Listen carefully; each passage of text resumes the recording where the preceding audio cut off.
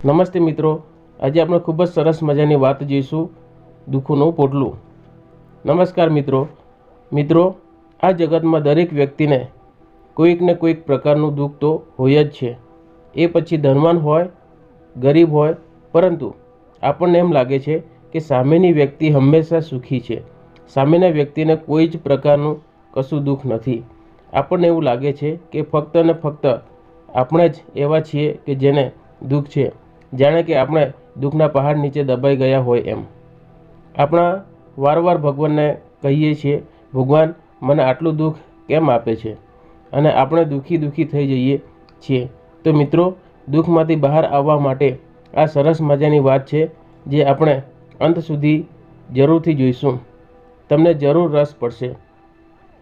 તો ચાલો મિત્રો, આપણે આ વાત શરૂ કરીએ. એક માણસ પોતાના દુઃખોથી અતિશય કંટાળી ગયો હતો. પોતાના દુઃખોથી એટલો બધો કંટાળી ગયો હતો કે ન પૂછો વાત. દિવસ રાતની મગજમારી, પોતાના બાળકોની નિશાળ, ટ્યુશન, પરીક્ષાઓ, એમને ક્યાં ગોઠવવા, એની માથાકૂટ, ધંધામાં ચડતી પડતી, વૃદ્ધ માતા પિતાની માંદગી અને એવા તો બીજા અનેક પ્રશ્નો અને અનેક જવાબદારીઓનું પોટલું ખભા પર ઉપાડીને ચાલતા એ વ્યક્તિ અતિશય ત્રાસી ગયો હતો. આ વ્યક્તિને ચારે તરફ ફક્ત ને ફક્ત અંધારું જ દેખાતું હતું. ટૂંકમાં આટલો બધો બોજો ઉપાડીને એ ગળે આવી ગયો હતો. એણે જિંદગી ટૂંકાવી દેવાનું નક્કી કરી નાખ્યું. એક વખત ઘરે કોઈ નહોતું ત્યારે મોકો જોઈને એણે ઘેરની ગોળીઓ ગળી લીધી. મરવા માટે જેટલી ગોળીઓની જરૂર પડે, ડોઝ ઓછો રહી ગયો હશે એટલે માત્ર ઊંડી ઊંઘમાં સરકી ગયો. અચાનક એને લાગ્યું કે એની આજુબાજુ જાણે દિવ્ય પ્રકાશ ફેલાઈ રહ્યો છે. જે તરફથી અદ્ભુત પ્રકાશ આવતો હતો એ બાજુ એના નજર કરી જોયું તો પરમ કૃપાળુ પરમાત્મા અતિ તેજસ્વી ચહેરા સાથે મંદ હાસ્ય વેરતા ઊભા હતા. જેવી બંનેની આંખો મળી કે તરત જ એ બોલ્યા, દીકરા, મારા વહાલા સંતાન, હું બોલાવું એ પહેલાં મારી પાસે આવવાની ઉતાવળ તને શા માટે થઈ આવી છે? વ્યક્તિએ કહ્યું, હે પ્રભુ, મને માફ કરજો. હું તમારી પાસે આવવાની ઉતાવળ કરું છું તેના માટે ક્ષમા ચાહું છું, પરંતુ જિંદગીનો એક પણ ડગલું હું આગળ માંડી શકું તેમ નથી. એટલી શક્તિ મારામાં હવે રહી નથી. મારી જવાબદારીઓ અને ચિંતાઓ અને દુઃખોના આ પોટલું તમે જોયું? હવે એનો ભાર ઉપાડવાની મારામાં શક્તિ કે હિંમત બિલકુલ નથી. એટલે હું મારી પોતાની જિંદગી પૂરી કરી દેવા માગું છું. પોતાના ખભા પરના મોટા પોટલા સામે આંગળી ચીંધીને એણે ભગવાનને કહ્યું. ભગવાને કહ્યું, પણ મેં તો તમને સૌને તમારી ચિંતાઓ મને સોંપી દેવાનું કહ્યું જ છે ને. તું પણ તારી ચિંતા મને સોંપીને હળવો કેમ નથી થતો? ભગવાન હસીને બોલ્યા, પણ ભગવાન, તમે મને જ શું કામ સૌથી ભારે પોટલું આપ્યું છે? મેં તો મારા પોટલા જેટલો ભાર ક્યારેય કોઈના ખભા પર જોયો નથી. એ માણસ ફરિયાદ કરતો ભગવાનને કહેવા લાગ્યો. ભગવાને કહ્યું, મારા દીકરા, આ દુનિયામાં દરેક વ્યક્તિને મેં કંઈક ને કંઈક બોજો ઉપાડવા આપેલ છે જ, અને એ ફરજિયાત છે. અહીં જો દીકરા, અહીંયા તારી આડોશ પાડોશના પોટલા પડ્યા છે, અને તને એવું લાગતું હોય કે તારું પોટલું જ મેં સૌથી ભારે આપ્યું છે, તો તું તેમાંથી તારા પોટલાના બદલે એમાંથી બીજું કોઈ એક લઈ શકે છે. બોલ, એવી અદલા બદલી કરવી છે? ભગવાન મંદ હસતા બોલ્યા. નવાઈ પામતા પેલા માણસને ભગવાનના ચરણમાં પડેલ પોટલા ઉપર તરફ નજર નાખી. બધા જ પોટલાઓનું કદ પોતાના પોટલા જેટલું જ હતું, પણ દરેક પોટલા પર એક નામ લખાયેલ હતું. જે વ્યક્તિનું હતું તેનું નામ અને સરનામું એ પોટલા પર લખેલું હતું. સૌથી પહેલાં પોટલા ઉપર એણે જોયું તો એ પોટલા પર એણે વાંચ્યું તો એના પોતાના જ ઘરની બાજુમાં રહેતી એક અતિ સુંદર અને ખૂબ જ સુખી દેખાતી એવી એક પૈસાદાર સ્ત્રીનું નામ એના પર લખેલું હતું. એ સ્ત્રીનો પતિ ખૂબ જ મોટો ઉદ્યોગપતિ હતો. એના ઘરમાં સમૃદ્ધિનો રેલમસેલમ રહેતી હતી. ઘરની દરેક વ્યક્તિ માટે એ લોકો અલગ જ કાર વાપરતા, અને એ પણ ખૂબ કિંમતી. એ સ્ત્રીની દીકરીઓ ખૂબ જ મોંઘા પોશાકો પહેરતી અને ખૂબ જ મોંઘા ઘરેણાં પહેરતી, અને કોલેજમાં ભણતો દીકરો દર મહિને એની કાર બદલાવતો. ઉનાળાની ગરમીનો 1 મહિનો એ સ્ત્રી અને કુટુંબ સ્વિટ્ઝરલેન્ડમાં વિતાવતા. આ સ્ત્રીનું પોટલું લેવા પહેલા માણસે વિચાર આવ્યો એના પોતાના બાજુમાં મૂકીને એ સ્ત્રીનો પોટલો ઉપાડ્યો. પણ જેવો એણે પોટલાનો ઊંચો કર્યો કે એને ખૂબ જ નવાઈ લાગી. એ સ્ત્રીનો હળવો હોવાના બદલે પોતાનો પોટલો કરતાં વધારે ભારે બમણો હતું. માંડ માંડ એણે એ પાછું મૂક્યું. પછી ભગવાનની સામે જોઈને એને પૂછ્યું, ભગવાન, આટલી સુખ સાહેબીમાં રહેતી આ સ્ત્રીનું પોટલું તો પીછા જેવું હળવું હોવું જોઈએ, એના બદલે એ આટલું બધું ભારે કેમ? મને સમજાય નહીં.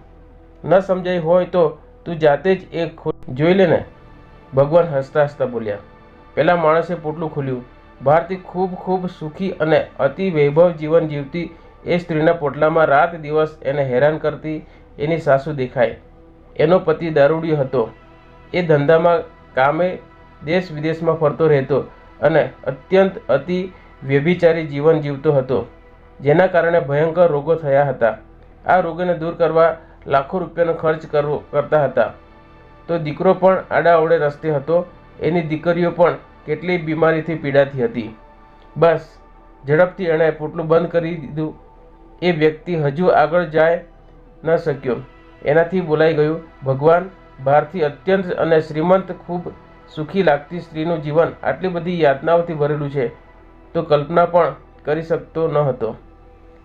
ભગવાન હસી પડ્યા અને કહ્યું, મેં તને કહ્યું ને, દરેકના માથે પોટલું હોવું ફરજિયાત હોય છે. બીજાનું પોટલું તમને હળવું લાગે છે કારણ કે એ તમારા ખભા પર હોતું નથી. હજુ પણ તારે બીજા કોઈનો પોટલો જોઈએ તો એ જોઈ લેજે, તને છુટ્ટી છે. એ વ્યક્તિએ બીજા પોટલા જોયા જેને એ ખૂબ જ સુખી સંપન્ન માનતો હતો, પરંતુ દરેકને કંઈક ને કંઈક મુશ્કેલી હતી. પછી એને હળવાશથી ભગવાનને કહ્યું, પ્રભુ, મને મારું જ પોટલું આપી દો. લાગે છે કે એ જ બધામાં સૌથી હળવું છે. ભગવાને કહ્યું, તો પછી તને જિંદગી ટૂંકાવી નાખવી પડે એટલો બધો ભાર શેનો લાગે છે? જોઈએ તો ખરા કે એમાં શું ભરેલું છે. તું તારું પોટલું ખોલ, જો અંદર શું છે. ભગવાને કહ્યું.